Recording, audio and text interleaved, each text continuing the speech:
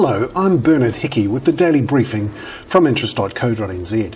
Today we'll look at the government's decision to ban foreign investment in strategic assets on sensitive land and what that might mean for interest rates here over the long term. We'll check out the latest survey on customer satisfaction for the banks and find out who are the winners and the losers, and we'll update you on some astonishing numbers on just how much money is flooding into New Zealand from Belgian dentists and Japanese housewives.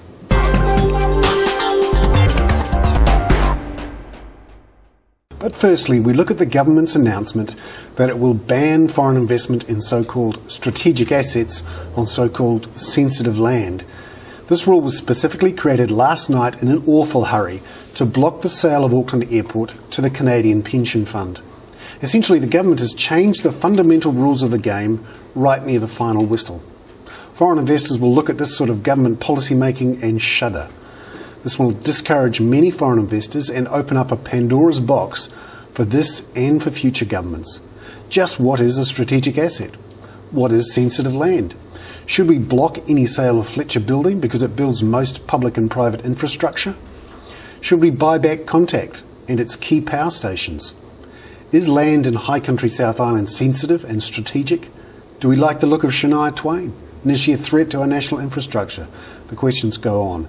So what would happen if foreign investors are rightly turned off by this big closed sign on our front door? We currently have a current account deficit of around 8% of GDP.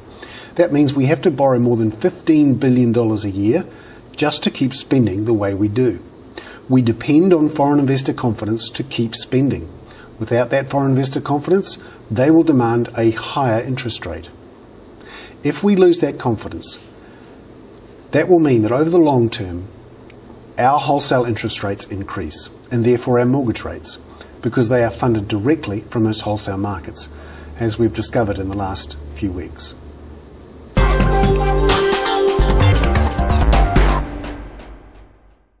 Now let's take a quick look at how the banks are doing with customer satisfaction. A Roy Morgan survey shows Westpac, the National Bank, and BNZ improved their customer satisfaction ratings in the December quarter. Meanwhile, ANZ and Kiwibank saw further satisfaction declines. The National Bank extended its lead as the major bank with the highest customer satisfaction rating.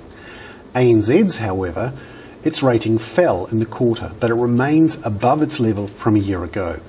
Westpac's rating rose in the quarter, but again it remains below its rating from a year ago. Interestingly, the average for the top 5 banks in the December quarter was significantly up from a year earlier. Another big mover was Kiwibank, which saw its rating fall. It is now down 5% from a year ago, and the honeymoon seems to be waning with the government-owned bank as it moves into its 7th year.